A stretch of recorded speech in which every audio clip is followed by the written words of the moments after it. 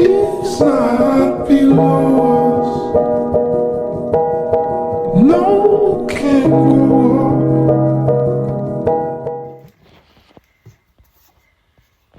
Just want also to share my routine, daily routine, using Cetaphil for washing my face.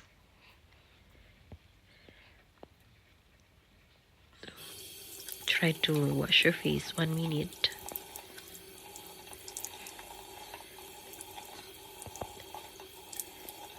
First time ko itong mag-vlog.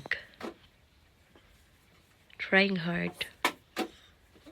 Just want to share something new. Then I use oil. 7 Fach. Nabili ko ito sa DM. Then yung para sa mata. Eye Care Serum Cashmere.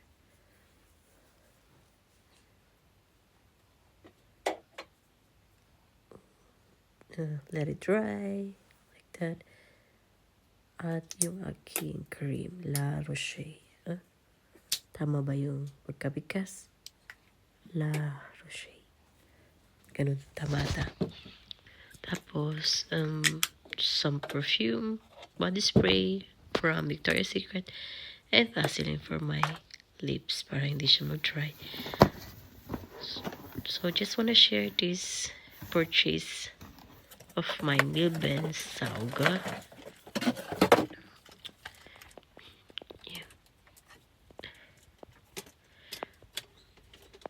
Para ito sa bed. Kaya niyang tanggalin yung bilbed. Ito yung kind of insects. Insects dito sa Germany.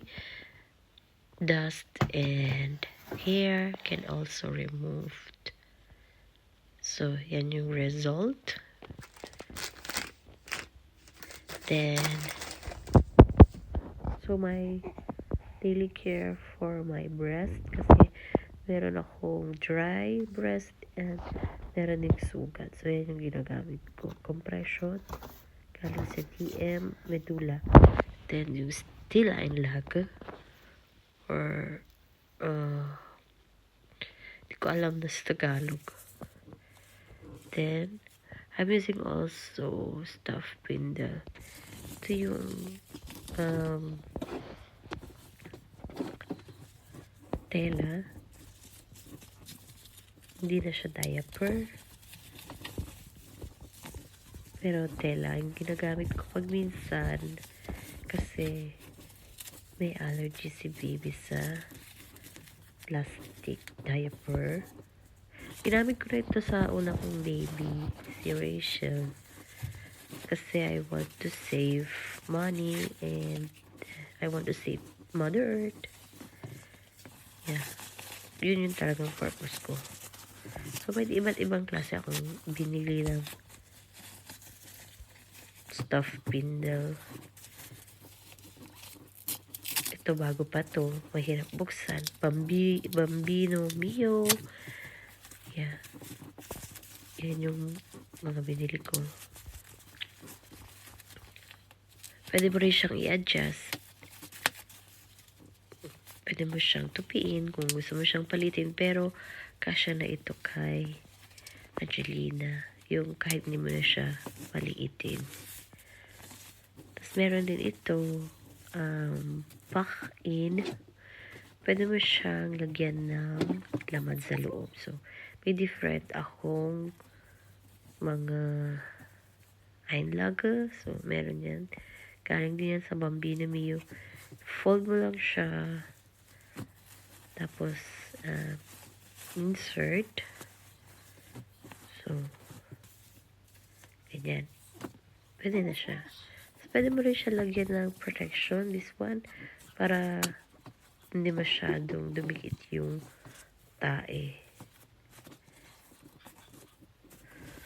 Pero, nilalagyan ko lang yan usually sa umaga kasi doon lang siya tumatay. So, meron din ako nitong ay lagi na ito.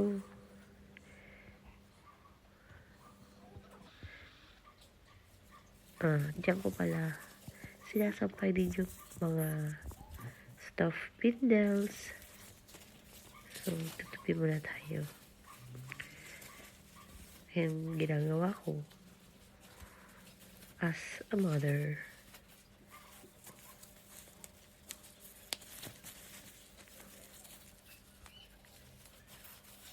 So, ito yung pinaka-paborito ko sa lahat kasi fit na fit pa siya kay Rachel. Kay Angelina. Hindi siya malaki. So, meron din pala yung ganito.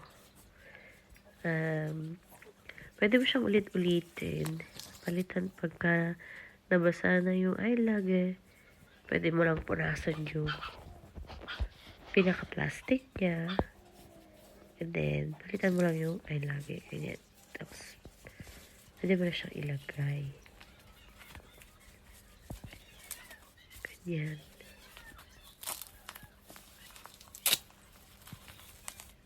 Tada! Oh, tapos, meron pala si Omabel ngayon. Dito kasama niya yung new baby nila. Si Baby Lilith. So, medyo na-mesmerize si Angelina. Dun sa aso.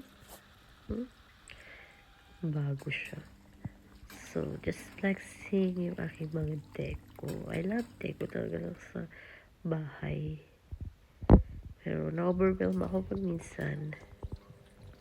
And ayoko na bumili. Ayan. Ganda siya.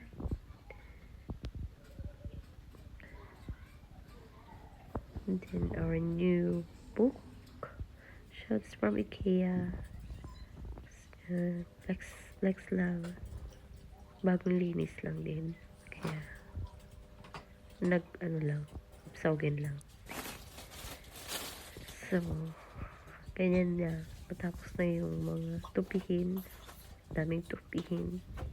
Nilaban ng Biyernes, Sabado, Linggo. Ngayon lang makapagtupi.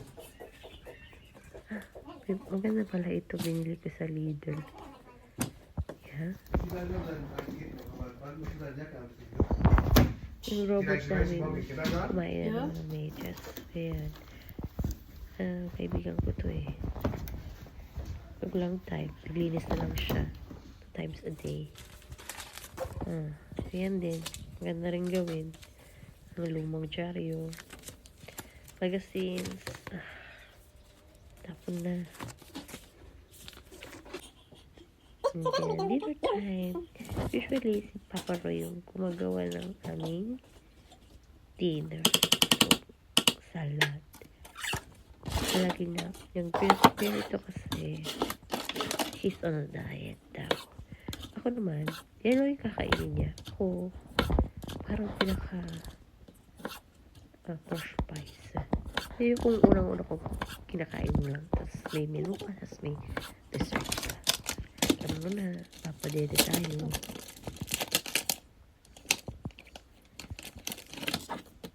Ayan, may shinken siya. Kamatis.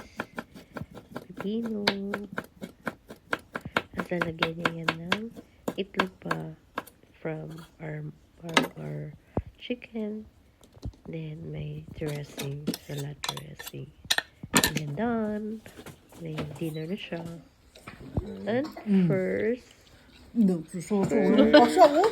Pakaliuma. ni baby, ayaw niya magdede. Siguro mga 5 tama, hours siyang hindi nagdede. So, sinadjust ni mga oma, pakainin natin. Okay. Sige. Nililagay ka garbage.